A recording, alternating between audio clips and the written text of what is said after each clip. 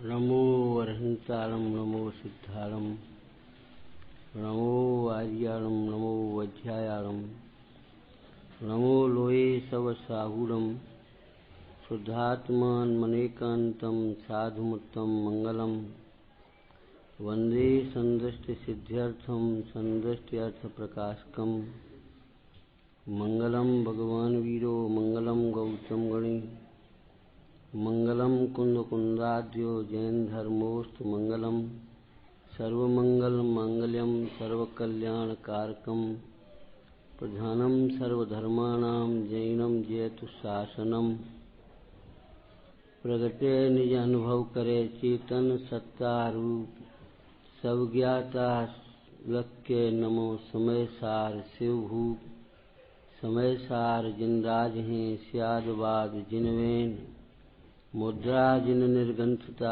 नमो करें सब चैन वंदित सब सिद्धि धूमचल मनोवम गदिम पते मोक्षाम समय पाहोड़ मिलमो सोई केवली भणिदम। श्रीमद कुंद कुंदाचार्य विरचित समय सार जी परमागम श्रीमद आचार्य अमृतचंद्र कृत आत्मख्याति टीका संवर अधिकार। उभोगे उभोगो कोहादि सुनथिने को उभोगो कोहो कोहे चेवै उभोगे नथ खल कोहो अठ व्यपे कम्मे नो कम्मे चावि नथ उभोगो उभोगम्मे कम्मम नो कम्मम चावि नो अथि एदम तो अविपरीदम राणम जय्याद होद जीवस्य तय्याण किंच कुबधि भावम ओग शुद्धप्पा। आचार्य महाराज संवर का उत्कृष्ट उपाय भेद ज्ञान दर्शाते हैं। सुख का उपाय संवर और संवर का उपाय भेद ज्ञान। वह भेद ज्ञान स्व और पर का चाहिए। पंडित टोटरमल जी ने स्व पर में दो दिए, एक स्वद्रव्य पर द्रव्य का भेद ज्ञान, एक स्वभाव और पर भाव का भेद ज्ञान। देह और आत्मा भिन्न है, ये दो द्रव्यों में भेद ज्ञान है। और यहाँ ज्ञान स्वभावी आत्मा और रागादिक भाव भिन्न है, ये पर भाव का भेद। आत्मा और आश्रव के भेद ज्ञान की चर्चा कर्म अधिकार में भी हुई है। कैसी सुंदर शैली में कही कि आश्रव तो जल के ऊपर होने वाली शैवाल के समान मलिन है।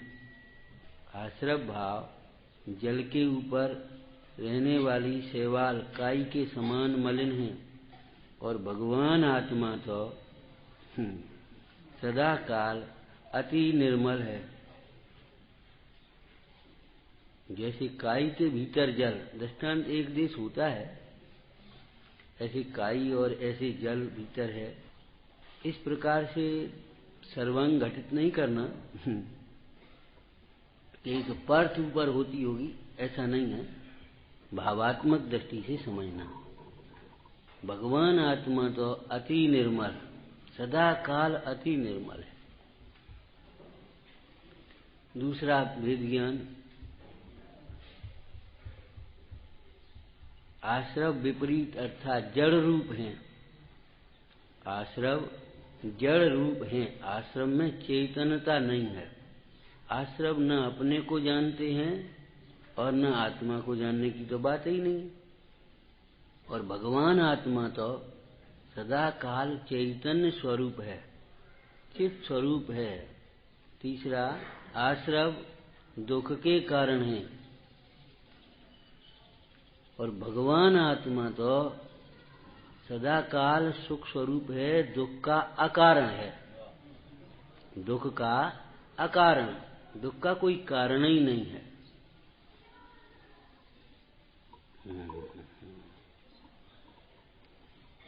फिर 74 नंबर की गाथा में फिर भेद ज्ञान किया। आश्रव अध्रुव हैं, भगवान आत्मा ध्रुव स्वरूप है, और पंचम गति भी ध्रुव है। तो ध्रुव की गति की प्राप्ति के लिए ध्रुव ही अवलंबन होगा। अध्रुव के आधार से ध्रुव गति की प्राप्ति कैसे हो सकती है? भगवान आत्मा ध्रुव रूप है, आश्रव अशरण है, भगवान आत्मा नित्य शरण रूप है, सदा शरण रूप है।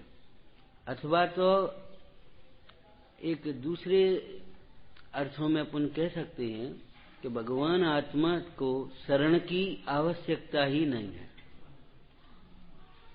भगवान आत्मा में शरण की कोई जरूरत ही नहीं है। शरण सहारा किसी कमजोर को चाहिए, दुखी को चाहिए, लेकिन भगवान आत्मा न तो दुखी है न असमर्थ है, उसे शरण की आवश्यकता ही नहीं है। भगवान आत्मा के शरण के प्राप्त होने पर मुनिजन कहीं अशरण नहीं है। कैसी सुंदर बात कही, आत्मा के लिए शरण की जरूरत। अरे आत्मा तो आत्मा को जाने बिना जो अशरणपना लगता था, उस अशरणपने को दूर करने वाला है। आश्रव अशरण है, भगवान आत्मा नित्य शरण रूप है। आश्रव अनित्य है, भगवान आत्मा नित्य है। ये भेद ज्ञान यहाँ। आश्रव दुख रूप है, भगवान आत्मा सुख स्वरूप है। इस प्रकार आश्रव और आत्मा का भेद ज्ञान कराया। इसलिए आश्रव को आत्मा नहीं माना जा सकता,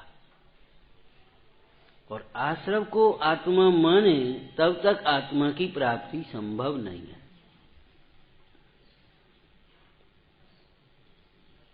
सत्य धर्म के प्रसंग में एक चर्चा आपने पढ़ी होगी, सुनी होगी कि सत्य को समझे बिना सत्य धर्म कहाँ से आएगा और सत्य वचन कहाँ से होगा।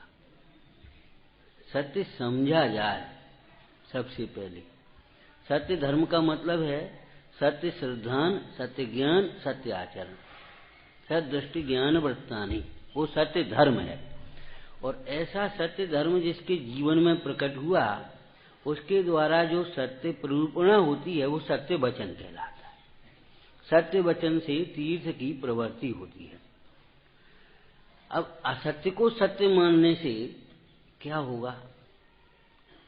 सत्य को खोजेगा ही नहीं, सत्य को खोजेगा ही नहीं। जैसे आत्मा को हमने शरीर रूप में मान लिया, तो आत्मा के प्रति जिज्ञासा ही नहीं होती हमें। अभी कोई व्यक्ति आए तो तुरंत जिज्ञासा होती, देखना ये कौन है, कहाँ से आया, क्या परिचय है, क्या करता है। कोई भी व्यक्ति नया आवे तो अपने को एक जिज्ञासा होती है। कोई भी वस्तु दिखे तो ये जिज्ञासा होती, ये क्या है, कहाँ बनती है, कितने की आती है, किस काम की, ये तो बहुत अच्छी है, खराब है। माने ये उसके प्रति जिज्ञासा भाव जगती, इसको पहली इच्छा कहते, विषय ग्रहण की अभिलाषा। लेकिन कभी हमें अपने बारे में जिज्ञासा नहीं आती। कोई भी वस्तु देखें, कोई भी व्यक्ति देखें तो हमें जिज्ञासा आती है, ये कौन है, ये कौन सा गांव है, ये कौन सा भवन है। कोई भी वस्तु देखें हमें एकदम तुरंत जानने की, ग्रहण की जिज्ञासा होती है। लेकिन अपने बारे में कभी ये लगता ही नहीं है हम कौन है। उसका कारण क्या है? हमें अपने बारे में संशय की बात नहीं है, विभ्रम है।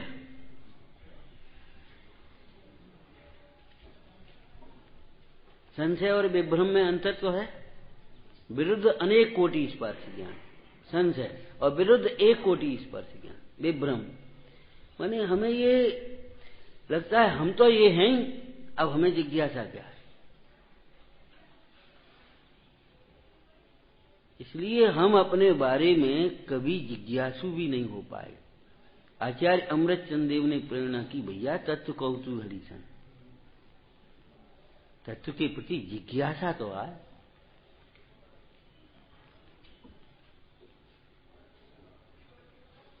देह को अपना मानने के कारण से ये हुआ कि हम धर्म सुख का कारण है, धर्म से ही सुख होता है, संसार में कोई सार नहीं, एक धर्म ही शरण है और धर्म करना चाहिए। उस धर्म के नाम पर हम जाने कहां कहां। कभी जिज्ञासा नहीं आई कि मैं कौन हूं। वह धर्म है तो धर्मी होना चाहिए और धर्मी के बिना धर्म नहीं होगा। मिठास की अभिलाषा है तो मिठास कहीं अन्यत्र तो नहीं मिलेगा। मिठास का धर्मी देखना चाहिए। धर्मी को ग्रहण करेगा तो धर्म होगा।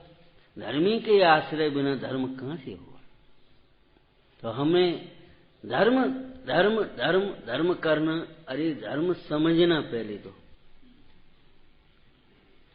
लौकिक जीवन में भी अधिकांश बाल बच्चों की भूलें यही रहती हैं, जल्दी से करने की पड़ती है, समझने में टाइम नहीं लगाना चाहते। समझेगा तो करने की जरूरत ही नहीं होगी। सच बात यह है, जब धर्म और धर्मी का स्वरूप समझ में आएगा तो धर्म करने का विकल्प मिट जाएगा और धर्म हो जाएगा।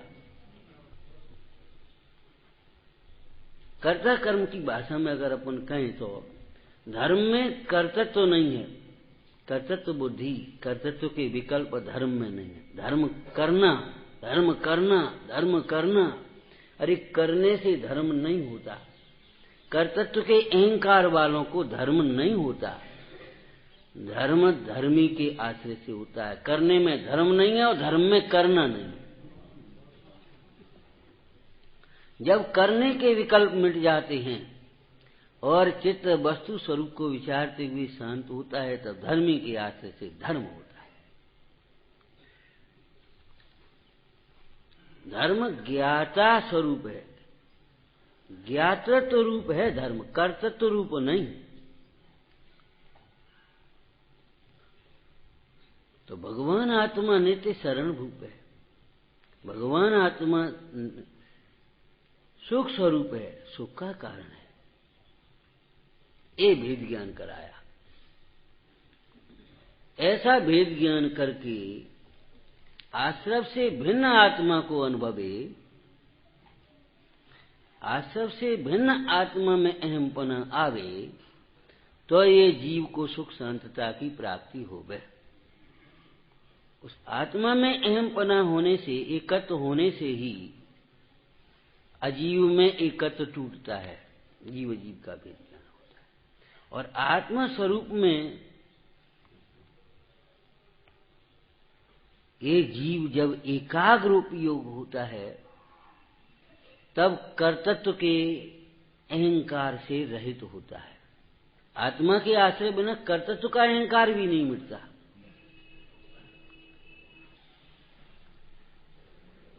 ज्ञानी जीव को पूर्ण उदय में अपने विकल्प के अनुसार कार्य होते जाएं तो अभी कर्तृत्व का अहंकार नहीं होता।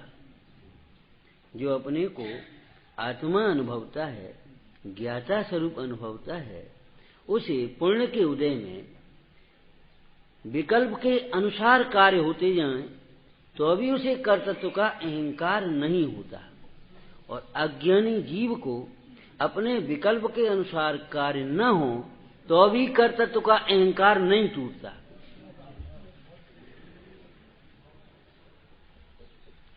उसे कार्य के न होने में, कारण कार्य की खबर तो है नहीं उसे कार्य के न होने में अन्य का दोष लगता है, अपना अहंकार झांका था। हमने तो पहले ही कही थी, ये नहीं माने इसलिए नहीं हुआ। क्या करें, ऐसी मुसीबत है। जरा देर को चले गए तो इन्होंने सारा काम बिगाड़ दिया। हम होते तो ऐसा नहीं होता। कार्य नहीं हुआ विकल्प के अनुसार तो अभी ये जीव के कर्तृत्व का अहंकार नहीं टूटता। ज्ञानी को विकल्प के अनुसार कार्य होते जाएं तो भी कर्तृत्व का अहंकार नहीं होता, उसे भिन्न दिखाई देता है। ज्ञानी की चर्चा पहले की थी। ज्ञानी इसका नाम नहीं है कि बहुत शास्त्रों का ज्ञान हो गया हो हमें। ज्ञान उसे कहते हैं, ज्ञानी उसे कहते हैं जिसे आत्मा में हूं ऐसा भाषित होता है, उसके बल से देह में नहीं हूं ऐसा भाषित होता है। अपन कहते हैं देह हम नहीं है, किसके बल पर कहते हैं हम नहीं है? ये तो प्रक्रिया का वाक्य है। पर में पर बुद्धि आए बिना निज में निज बुद्धि नहीं आती, प्रक्रिया का वाक्य है कि पर पदार्थ जिसको हमने निज मान बैठे थे, निश्चिंत थे, तो अपने खोज करने की जरूरत ही नहीं थी। जब ये लगा ये पर है, तब मैं कौन हूं ये जिज्ञासा जगी। बस इतना इसका प्रयोजन है। वस्तु स्थिति तो ये है कि निज में निज बुद्धि आए बिना पर भिन्न भाषित नहीं होते। वस्तु स्वरूप ये है। जब तक निज में निज बुद्धि नहीं आती, तब तक एक पर पदार्थ में निजत्व टूटता है, थोड़ा सा ढीला पड़ता है। टूटने की बात तो है ही नहीं कुछ। टूटने के लिए तो अमृतचंद स्वामी ने लिखा, विश्व से विभक्त होने पर भी ये अध्यवसान वाला जीव सत अहेतु है, ज्ञप्ति ही जिसकी एक क्रिया है, ज्ञायक ही जिसका एक रूप है, ज्ञाता ही जिसका एक भाव है। ऐसा अपना रूप जाने बिना विश्व में ऐसा कुछ भी नहीं है जिसे अपना नहीं मानता। रागात्मक दृष्टि में तो ऐसा लगता अपना मानते हैं। पहले एक प्रश्न किया था, पाकिस्तान को कोई अपना मानता है? यहाँ अपन पाकिस्तान को अपना मानते? झूठ मत बोलना, अपना मानते कि नहीं मानते? हमारा शत्रु है जी। ले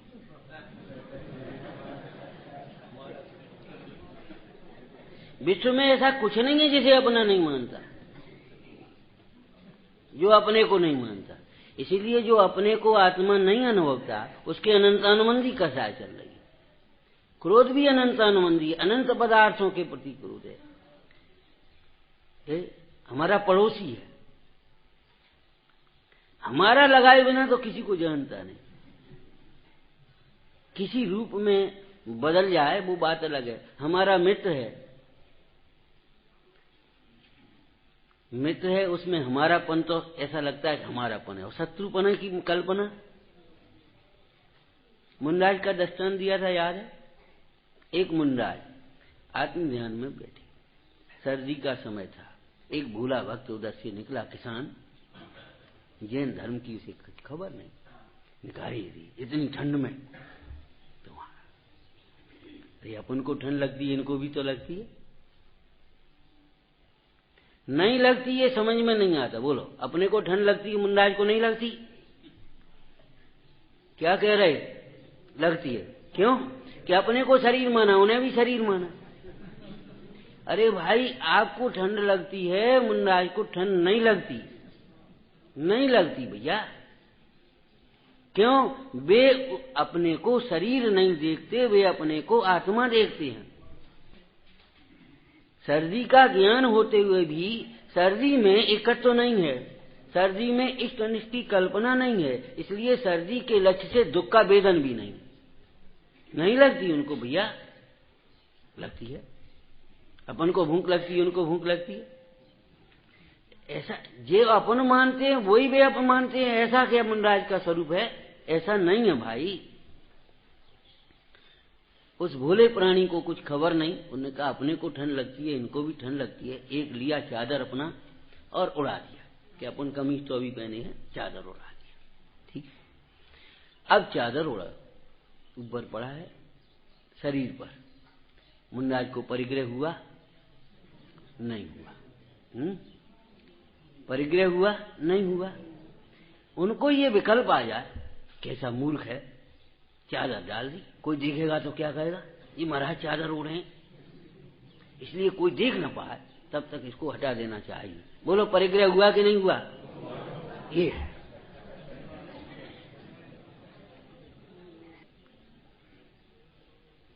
तात्पर्य हम परिग्रह इतना मानते हैं। चादर उसने उड़ाई, चलो ठीक रहा, ठंड भी बहुत थी, अपन ने तो उड़ी नहीं है। अब उड़ा गया तो अपना क्या, पड़ी रहने दो। परिग्रह हो गया। चादर में इष्ट की कल्पना हुई तो भी परिग्रह है, और चादर में अनिष्ट की कल्पना हुई तो भी परिग्रह है। कोई देखेगा तो क्या कहेगा, अरे जिसे जो कहना हो सो कहे। धर्मात्मा जीव उपसर्ग समझेंगे, ये उपसर्ग है। ज्ञानी जीव इसे उपसर्ग समझेंगे, दूर करेंगे, जो कुछ भी करेंगे नहीं करेंगे। मेरा तो चादर में दिखाई देती है, देह में दिखाई देती है। अरे चादर तो बहुत दूर, जिस पर चादर पड़ी है वही मैं नहीं हूं। ये चादर, ये ठंड अमूर्तिक आत्मा को कैसे स्पर्शेगी? जब इसमें स्पर्श गुण ही नहीं है तो कैसे स्पर्शेगी? अंतर में अमूर्तिक प्रदेशों का पुंज भाषित हो रहा है, देह भिन्न भाषित हो रही है, चादर भिन्न भाषित हो रही है, दूर ही है। तब उसे दूर करने का विकल्प कैसा? दूर करने का विकल्प तो तब है जब वो ऐसा लगे कि ये मेरी। ये दो दृष्टांत इसलिए दिए आपको कि हम द्वेष के परिग्रह को परिग्रह नहीं मान रहे, हम उसे अपना काम मानते हैं। लेकिन द्वेष कैसे हुआ? तो सचमुच जो अपने को आत्मा नहीं अनुभवता, वह जैसे ज्ञान का कार्य जानना है, वो जाने बिना रह नहीं सकता। ऐसे श्रद्धा करना भी आत्मा का स्वभाव है। श्रद्धा तो करेगा, किसी न किसी को अपना तो मानेगा, माने बिना रह नहीं सकता। अपने को नहीं जानेगा तो पर को अपना मानेगा। अपने को जब अपना एक पर पदार्थ को हटाओगे कि ये तुम्हारा नहीं है, तो वो दूसरे पर पदार्थ को अपना मानेगा। जिसका घर नहीं है, किराए के मकान में रहता है, तो वो एक किराए के मकान को खाली करता है, दूसरे में जाता है तो दूसरे को अपना मानता है। जब वो अपना घर बना लेता है लौकिक दृष्टांत में, तब वह किसी घर को फिर अपना नहीं मानता। ऐसे जब अपना घर जान लेता है, अज्ञानी और ज्ञानियों में अंतर बताया था। अज्ञानी घर बनाने में लगे हैं, बसाने में लगे हैं। ज्ञानी घर पहचान लिया है, उन्हें घर की जरूरत नहीं। त्यागी का अर्थ उसकी अपेक्षा नहीं रहना, इसी का नाम है त्यागी। गृह त्यागी, गृह त्यागी का मतलब क्या? जिन्होंने अपना घर जान लिया है, जो अपने घर में तृप्त हैं, जिन्हें घर की जरूरत ही नहीं है, उसका नाम है गृह त्याग। जिन्हें अपने घर की खबर नहीं है, अपने घर का ग्रहण नहीं, तो पर घर का त्याग हुआ किस बल पर? वह तो जहां रहेगा वहां अपना घर मानेगा।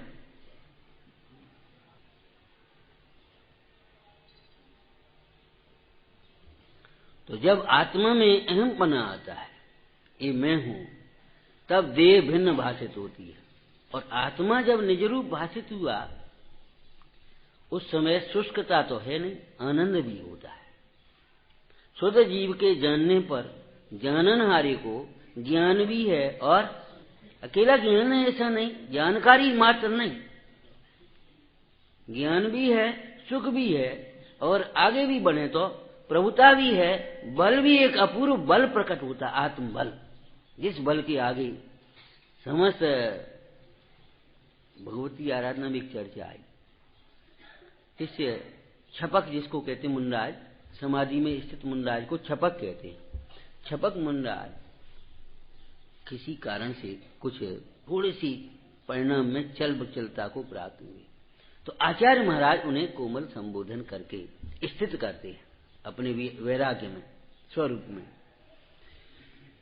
उन आचार्य महाराज के संबोधन को सुनने के बाद छपक क्या कहते हैं, हे गुरु, अब आपके इस आत्म संबोधन को सुनकर हमें ऐसा बल स्फुरायमान हुआ कि अब सारे कर्म इकट्ठे भी उदय में आ जाएं तो हमें कोई डर नहीं। मैं आत्मा हूं, ऐसा अनुभवने पर ज्ञान भी होता है, सुख भी होता है, श्रद्धान का उदित भी होता है, वैराग्य भी होता है। अकेला अकेला ज्ञान नहीं। इसीलिए तो आपने एक शब्द पढ़ा होगा, सर्वगुणांश सम्यक। बहुत लोग कहते होंगे अकेले ज्ञान से क्या होता है, हम कहते हैं अकेला ज्ञान होता ही नहीं। कहता कौन है अकेले ज्ञान? जहाँ ज्ञान होता है वहीं श्रद्धानुदित होता है, वहाँ वैराग्य भी होता है, वहाँ प्रभुता भी होती है, वहाँ आत्मबल होता है। अरे जहाँ ज्ञान है वहाँ अनंत गुण। ऐसा समझो किसी सम्मेलन में देश का प्रतिनिधि गया और वहाँ कोई कहे तुम अकेले क्या कर लोगे पूरे देश? वो अकेला नहीं है, वो प्रतिनिधि है, उसका ज्ञान है, वो ज्ञान अकेला नहीं होता।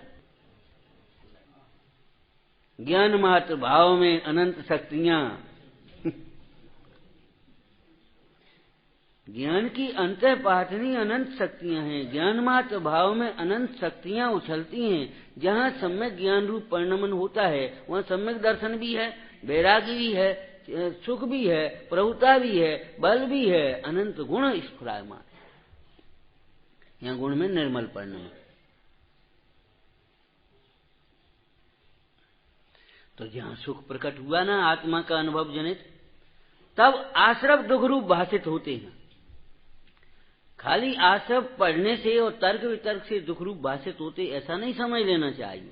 निर्णय होता है तर्क से वस्तु स्वरूप का, न्याय प्रमाण युक्ति लक्षण आदि के द्वारा पदार्थों का निर्णय होता है।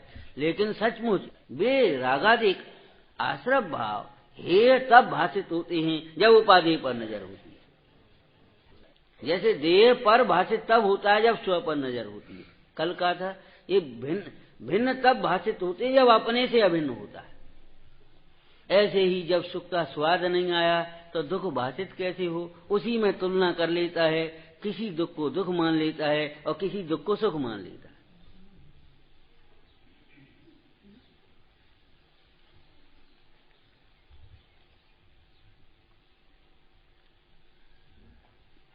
इच्छाओं के होने को कोई दुख मानता ही नहीं। इच्छा की पूर्ति न होने को दुख मान लेता है, इच्छा की पूर्ति होने को सुख मान लेता है। इच्छा के होने को कोई दुख नहीं मानता। यदि इच्छा होना ही दुख है, ये बात तो उसे मालूम है, उस ज्ञानी को ये बात भाषित है कि जैसे इच्छा न होने का सुख भाषित हुआ। जैसे रोगी है वह वेदना होती है ना, वेदना उसे वेदना जानता है, बहुत कष्ट है, वेदना है, और थोड़ी सी एक गोली ली अब आराम। लेकिन गोली के बिना और रोग के बिना का जो आराम है वो निरोग से पूछो, रोगी को नहीं मालूम। वो तो मान लो कदाचित वैद्य कह दे सुनो अब ये तुम्हारी ये गोली बंद, डॉक्टर साहब इससे तो बहुत आराम मिलता है, ये तो बंद मत करो आप। उसको ऐसा लगता है इसके बिना आराम कैसे होगा।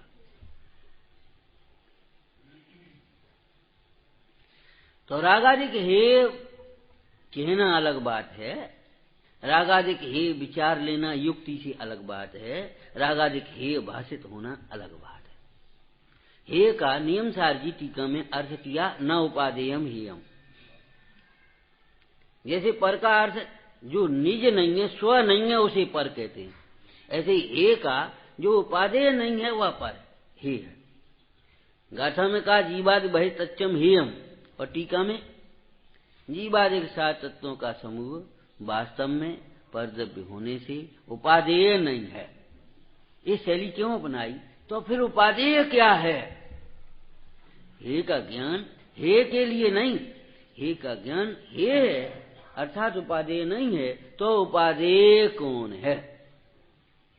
तो जब आत्मा के आनंद आता है, सुख भाषित होता है, तब लगता है ये सुख नहीं है। उसके बिना तो वह बाहर के दुखों को दुख मानता है, और उस इच्छा की पूर्ति हो जाए तो सुख माने बिना रहेगा नहीं।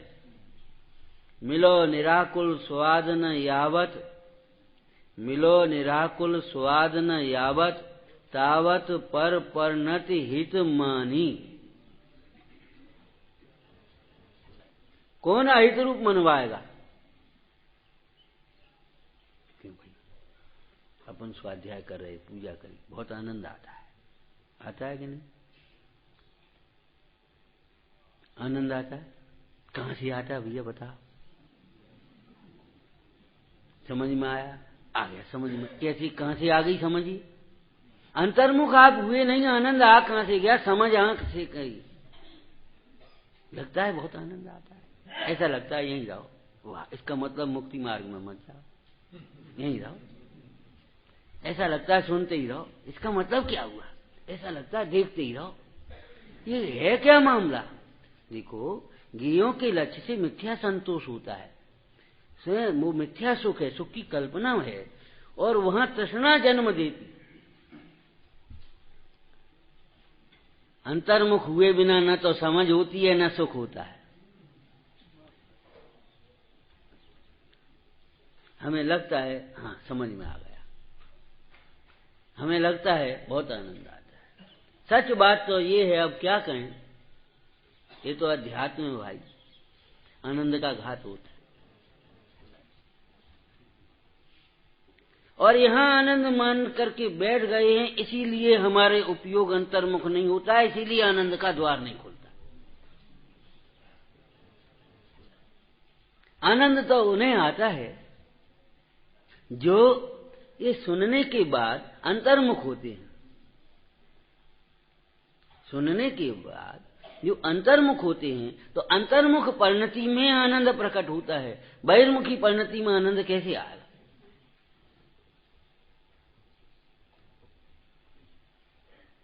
कल कहा था भैया, दुख अलग बात है और भ्रम से सुख मान लेना अलग बात है, और सुखी होना अलग बात है। सुख का लक्षण तो ये है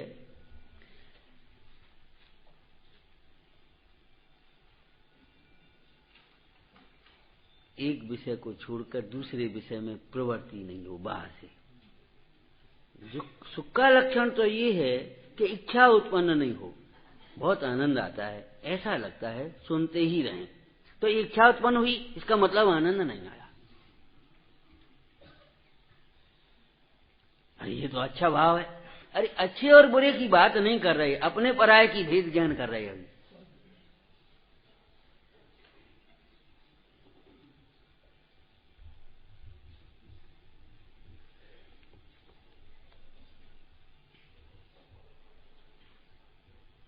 मार्ग पर चलने वाला भी चौराहे पर खड़ा, उसे मार्ग नहीं मालूम है तो पूछता है किसी से कि नहीं पूछता है, समझता है। लेकिन मार्ग का प्रारंभ कब होता है? जब उसे धन्यवाद दे करके मार्ग के सन्मुख होता है, और वह ये उसी के पांव पकड़े कि भैया हमें तो मालूम नहीं था, तो मैंने मार्ग बताया, अब तुम्हें हम कैसे छोड़ दें, तो तुम कैसे मार्ग पर पहुंचोगे?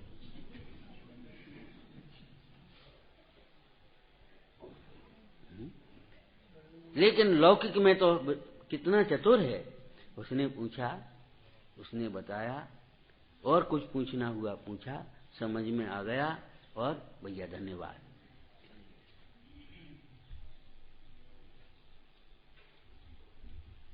ऐसा तो नहीं है कि बस वहीं खड़े रहें और उसकी ओर ही देखते रहें,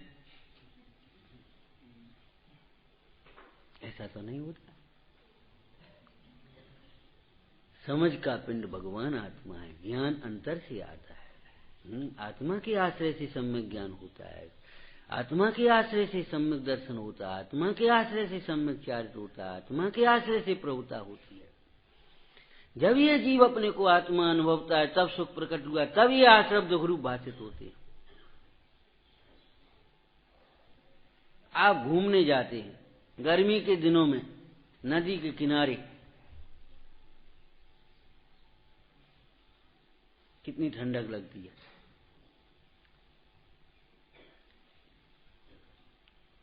हिंसा हिंसा का भी विवेक नहीं रहता, वहीं घासों पर लौटने लगते हैं।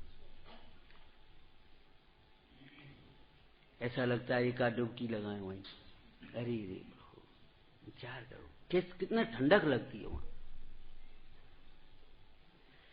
अरे उस नदी के किनारे की घास में बालू में ठंडक नहीं है, ये बात उस मछली को समझ में आती। आप तो इतनी तपी हुई सड़क से गए ना, आपको कैसे पता पड़े वहां ठंडक है गर्मी? यहां तो बहुत ठंडक लगेगी। लेकिन वो जो मछली है ना, वो जल में रहती है, जब वो बाहर आती है उसी तो कैसे तड़फड़ाती है। ऐसे प्रशस्त रागादिक भाव में भी आकुलता है।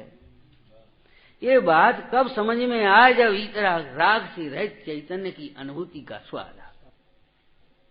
कह लेना अलग बात है भैया, हे कहना अलग बात है, हे भाषित होना अलग बात है। उपादेय के आश्रय से वो हे भाषित होगा। इसीलिए हमारे जीवन में एक विसंगति बनी रहती है। हम हे कहते रहते हैं और उसके फल में अनुरक्त बने रहते हैं।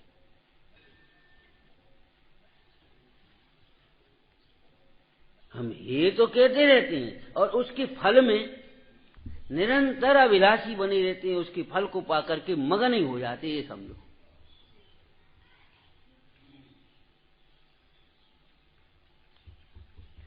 तो जीव के ज्ञान उसका नाम है जिस ज्ञान में आत्मा निज रूप भाषित होता है, देहादिक भिन्न भाषित होते हैं, आश्रव हेय भाषित होते हैं। आश्रम में आश्रव और बंध आ गए, संबर भाव उस समय उपादेय भाषित होता है। ये है प्रकट करने लायक। लौकिक में भी माल का ऑर्डर कब देता है, जब वो नमूना देखे और उसको पसंद आया, ठीक है इतना भेजो, कितना है सब दे दो। ऐसे इस मोक्षार्थी तब होता है ये जीव, सच पूछो तो।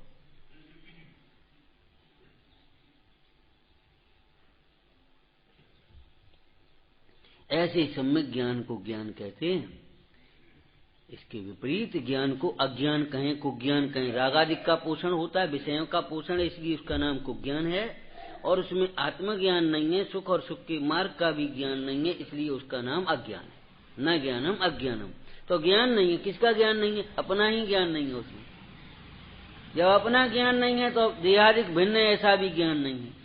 जब सुख का ज्ञान नहीं है तो ये दुख है, ये भी ज्ञान नहीं है। और न दुख के कारण न सुख के उपाय, कुछ भी ज्ञान नहीं है, इसलिए उसका नाम अज्ञान है। तो ज्ञान होने पर अकेला ज्ञान नहीं है, समझना चाहिए। ज्ञान होने पर और एक आत्मा से क्या हो जाएगा ऐसा नहीं समझना चाहिए। आत्मज्ञान में दो फल हैं। एक आत्मज्ञान होने पर अन्य को जानने की अभिलाषा मिट जाती है, उसका नाम वीतरागता। और सारा लोकालोक झलक जाता है, उसका नाम है सर्वज्ञता। पहले वीतरागता है। बहुत लोगों को इस तरह की एक धारणा चलती रहती है, देखो भगवान की भक्ति से भोगों की कामना नहीं करना चाहिए। अरे भोग तो वो वैसे ही मिलेंगे, वो तो अपने आप मिलते हैं। जब किसान बीज बोता है अनाज के लिए तो घास फूस तो अपने आप ही होती है, उसमें क्या बात? वो तो होती है, वो तो मिलेगी, वो तो मिलेगी। माने वजन कहाँ रहता है? का? हाँ 3 गुना मिलेगी है?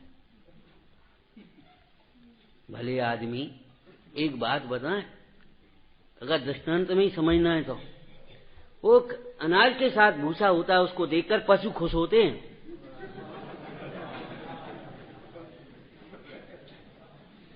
अगर दाना कमजोर हो किसान रोता है, अरे भूसा इतना, भूसा क्या करेंगे, भूसा हम खाएंगे। और पशु मिलेगी मिलेगी मिलेगी ये सोचते हो, अरे उसकी अभिलाषा मिट जाती है। ये फल है भगवान की भक्ति का। भगवंतों की भक्ति का फल इंद्रिय सुख की वासना अभिलाषा का अभाव होना है, इंद्रिय सुखों की प्राप्ति होना नहीं है। मिलेंगी मिलेंगी मिलेंगी।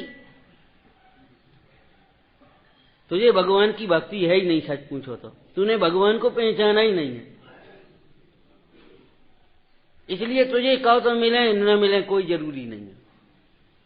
पुण्यानुबंधी पुण्य भी नहीं होना है।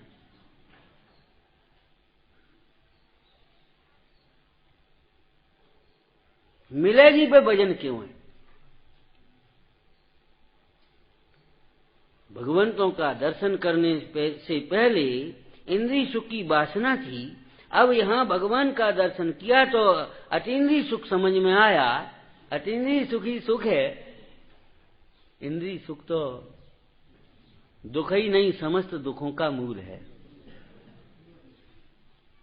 नरक के दुखों का मूल क्या है? इंद्रिय सुख में सुख पने की मान्यता होकर के जो मगन हुआ है उसी के फल से नरक गया है। रोग भोग के फल हैं, जितने भी रोग हैं वे भोगों के फल हैं। पहले एक वाक्य कहा था, ध्यान हो तो, आत्मा में सुख का अनुभव करता है वह ज्ञानी है, और आत्मा की अतिरिक्त अन्य कहीं भी सुख की कल्पना करना अनंत दुखों का कारण है। पर में सुख की कल्पना वह अनंत दुखों का कारण है।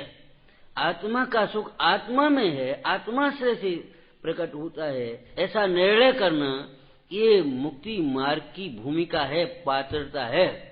और आत्मा के सुख का अनुभवन होना यह मोक्ष मार्ग का प्रारंभ है। आत्म स्वरूप में मगन होना ये मुक्ति है। वो तो मिला, किसान को खेती भूसा तो मिलता ही है, भूसा तो मिलता ही है। अरे मिलता है, उसमें हेपना वर्तता, ये मुख्य है।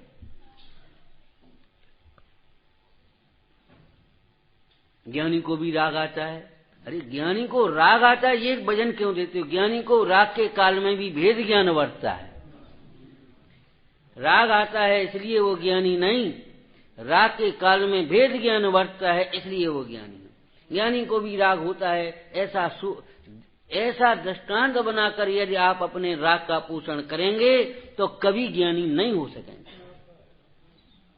टोटमल जी ने कहा, भरत आदि के दृष्टांत से यदि तू स्वच्छंद होगा तो तेरा बुरा होगा। स्वच्छंद का अर्थ क्या है? स्वच्छंद शब्द का अर्थ क्या है? स्वच्छंद, इसको दूसरे अर्थ में कह सकते मनमानी। छंद इच्छा को, इच्छानुसार प्रवृत्ति करना, इच्छाओं का पोषण करते जाना राग का, ये स्वच्छंद प्रवृत्ति है। भरतादिक के दृष्टांत से तू अपनी इच्छाओं का राग का पोषण करता है तो ज्ञानी होना तो बहुत दूर है, ज्ञानी होने की पात्रता भी नहीं है। भूमिका और पात्रता के नाम पर केवल हम थोड़ी सी मंद कसाय की क्रियाओं को पकड़ते रहते हैं, लेकिन तत्व निर्णय के बिना भूमिका नहीं बनती मोक्ष मार्ग की।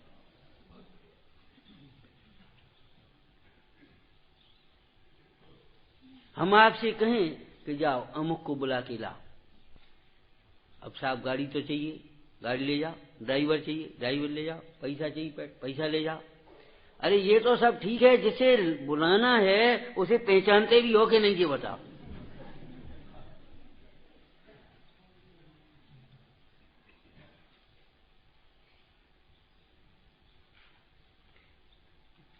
भूमिका पात्रता के नाम पर केवल मंद कसाय का नाम, इतना नाम तो पात्रता नहीं है, भूमिका नहीं हो जाती, भूमिका बन गई। भूमिका कैसे बनती है? खेती में भी, कृषि में भी भूमिका कैसे बनती है? जिन्होंने खेती की होगी उनको मालूम होगा, जिनका परिचय किसानों से होगा उनको मालूम होगा।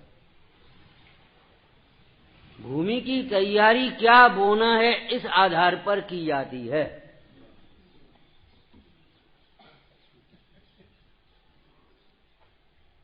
इसमें जगह जगह गड्ढे कर रहे हैं, क्यों भाई?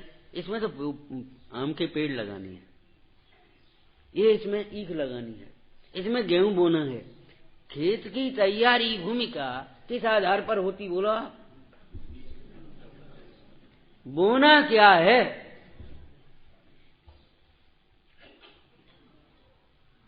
जब तक ये कुछ न कुछ बो देंगे, कुछ न कुछ बो दोगे, ऐसे नहीं, ये नहीं हो सकता।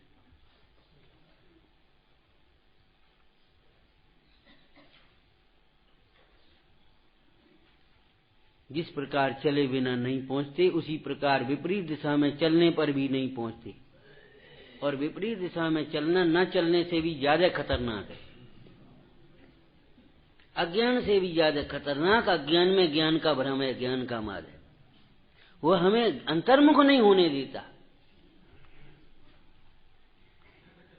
गेय लुब्धता, गेयों की तृष्णा और बहिर्मुखी उपयोग, ये उस अज्ञान की विशेषताएं हैं। मतलब क्या है?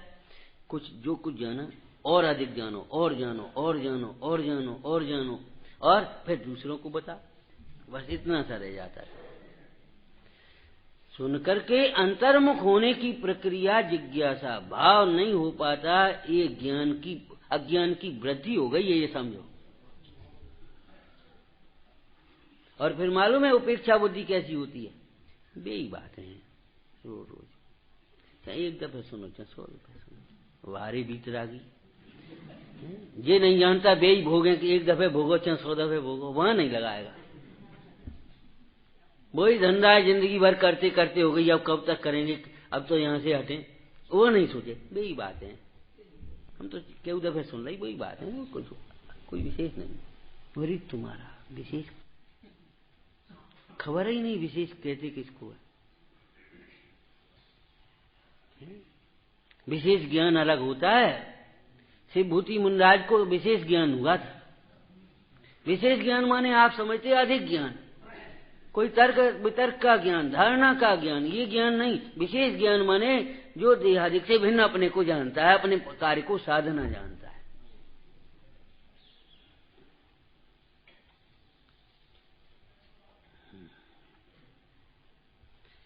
उत्कृष्ट उपाय है भेद ज्ञान। भगवान आत्मा कोई अलौकिक तत्व है, और उस आत्म अलौकिक तत्व की दृष्टि ही अलौकिक दृष्टि कहलाती है। वो अलौकिक ज्ञान है, लौकिक लौकिक नहीं है, वो अलौकिक ज्ञान है। उसकी कोई जाति अलग है।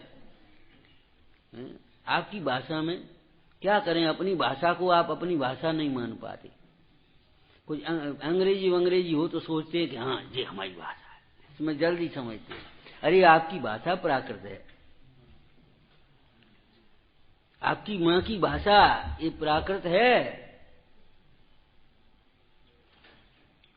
जिनकी उम्र हो गई उनको भाव भाषण करें हिंदी में, जैसे भी बन जाए अच्छी बात है, लेकिन बच्चों को आपको अपनी भाषा सिखाना चाहिए, समझाना चाहिए।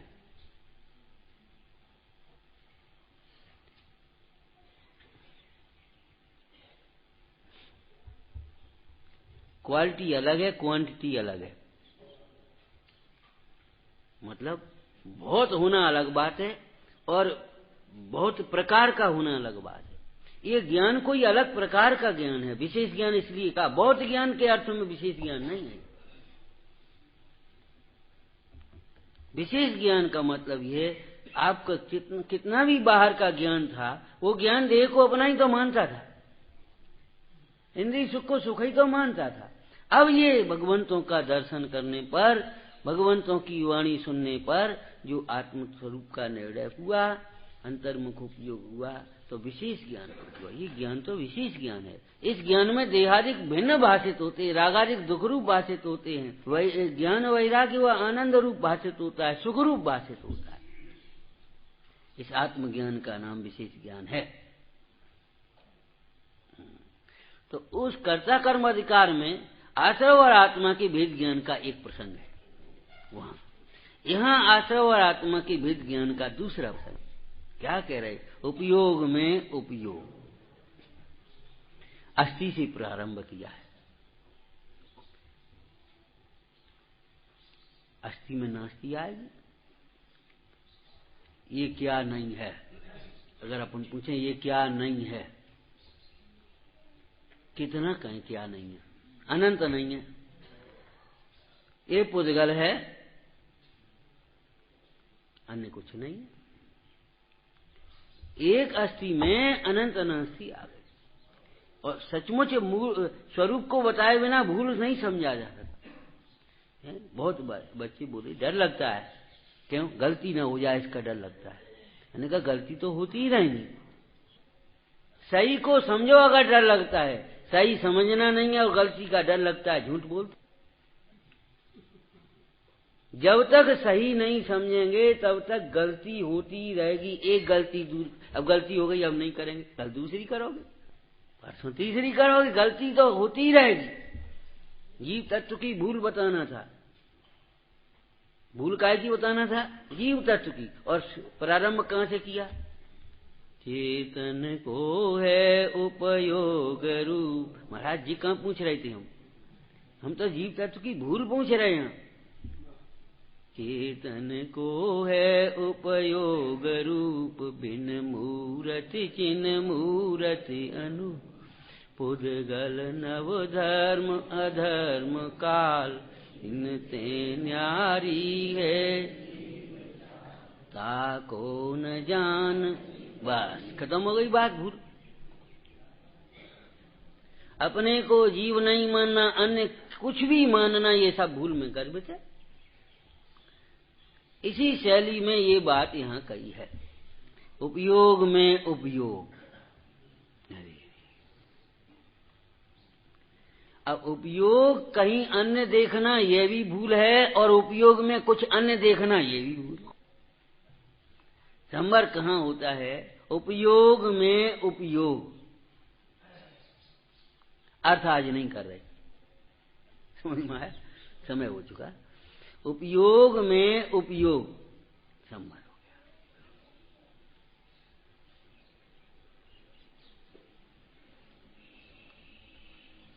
टीका में एक बहुत सुंदर चर्चा आएगी। जनन क्रिया आधार है। जनन क्रिया आधार और आत्मा आधे। जनन क्रिया आधार आत्मा आधे होता है कि आत्मा के आधार से जनन क्रिया होती है। आधार तो द्रव्य होता है। ये क्या अटपटा कथन है? क्या अटपटा नहीं है, संवर की चर्चा है यहाँ। देखो, पिता आधार के पुत्र आधार। पिता के आधार से पुत्र होता है कि पुत्र के आधार से पिता है? कि अनेकांत लगाना होगा, शायद बात से कथन समझना होगा। पिता पुत्र के जन्म का आधार है, लेकिन पुत्र पिता की प्रसिद्धि का आधार है। उसमें पिता नाम का धर्म था एक व्यक्ति में, लेकिन जब तक पुत्र नहीं तो पिता किसका कहलाएगा? पिता की प्रसिद्धि का आधार कौन होगा? तो ऐसे आत्मा के आधार से जनन क्रिया है, लेकिन आत्मा प्रसिद्ध किसके आधार से होगा? यहाँ संवर अधिकार है, आत्मा की बात नहीं है। आत्म प्रसिद्धि को नाम संवर है। संवर किसका नाम है? आत्म प्रसिद्धि। आत्मा की आत्मा में ही उत्कृष्टपने सिद्धि हो जाना, अनुभवन हो जाना, भाषित हो जाना, उसका नाम है संवर। तो आत्म प्रसिद्धि काय में होगी? काय के आधार से होगी। और निर्णय करने के लिए लक्षण भी किसको बनाएंगे? उस प्रसिद्धि काय के द्वारा करेंगे अपन? जानन क्रिया के। तो जानन क्रिया आधार और आत्मा आधार। उपयोग में उपयोग। अगर उपयोग को ढूंढना अन्य कहीं जाएंगे तो उपयोग नहीं मिलेगा। और उपयोग में उपयोग, उपयोग में अन्य नहीं है, उपयोग अन्य में नहीं है। ये वेद ज्ञान यहां कराया है। अन्य में कर्म, भाव कर्म, क्रोधादिक भाव, कर्म और नो कर्म सब अंतर गर्भित समझ लेना चाहिए, विचारना। सहजानंदी शोध स्वरूपी, अविनाशी में आत्म स्वरूप। सहजानंदी शोध स्वरूपी, अविनाशी में आत्म स्वरूप। सहजानंदी शोध स्वरूपी, अविनाशी में आत्म स्वरूप।